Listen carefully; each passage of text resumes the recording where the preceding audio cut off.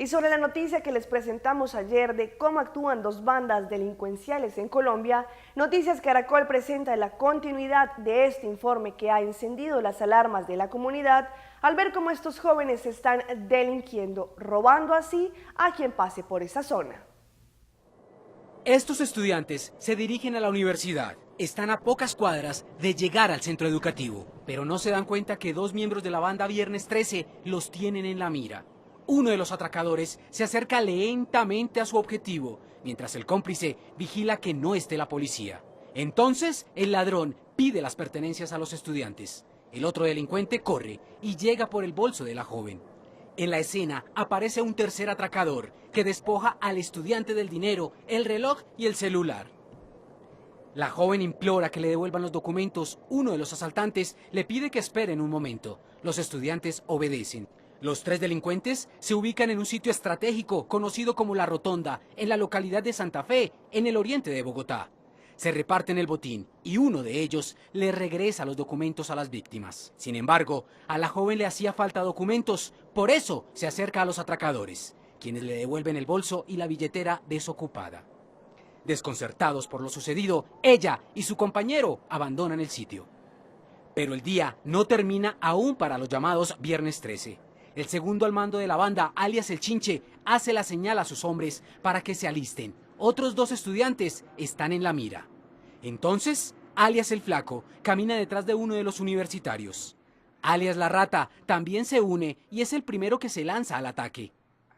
Con armas blancas llegan los otros dos atracadores y los roban. Segundos después, la joven logra escapar y corre hacia el separador de la avenida. El conductor de un taxi observa todo, pero no hace nada para ayudar a los dos jóvenes. La banda Viernes 13 no descansa ni los fines de semana.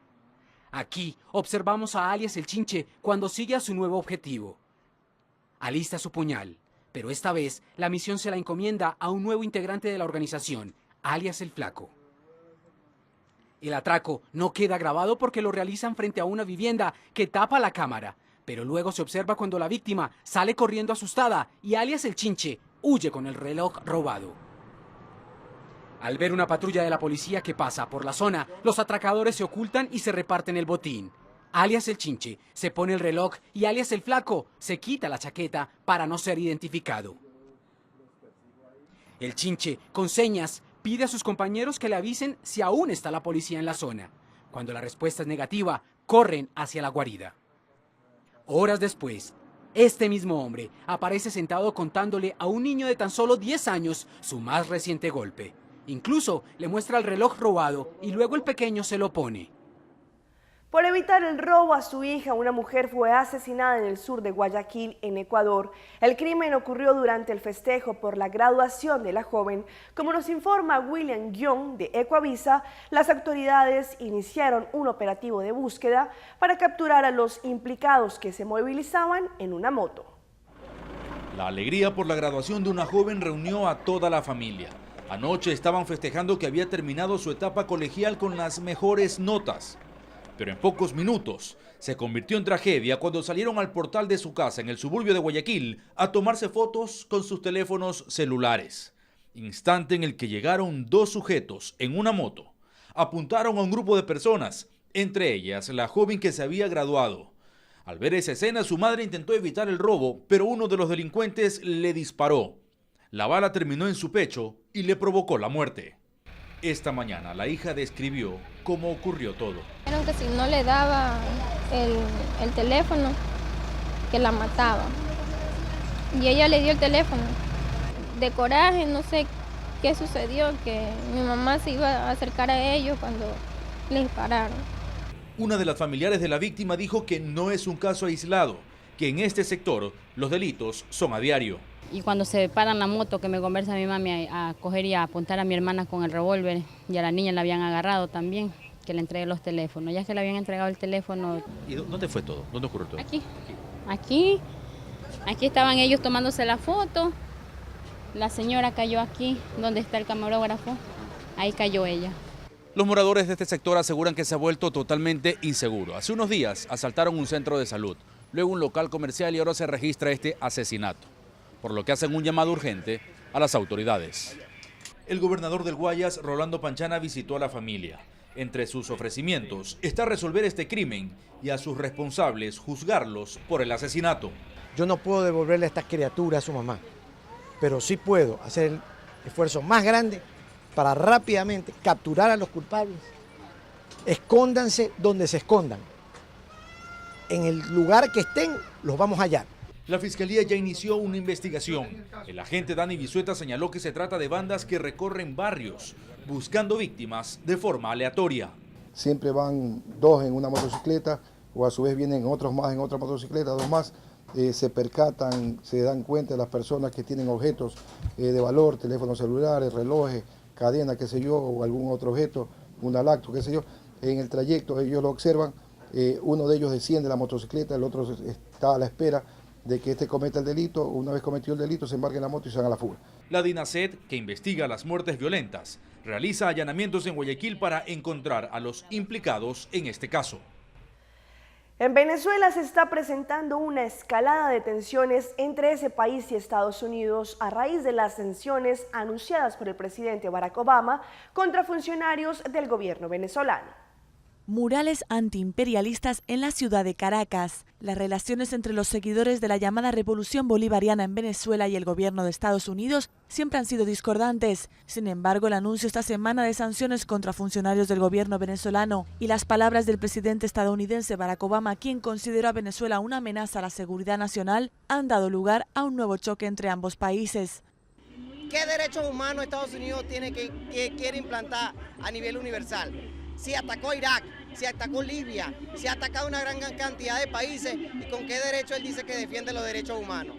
Pero analistas consideran que el verdadero temor de Estados Unidos es que la situación que vive Venezuela se extienda a otros países de la región.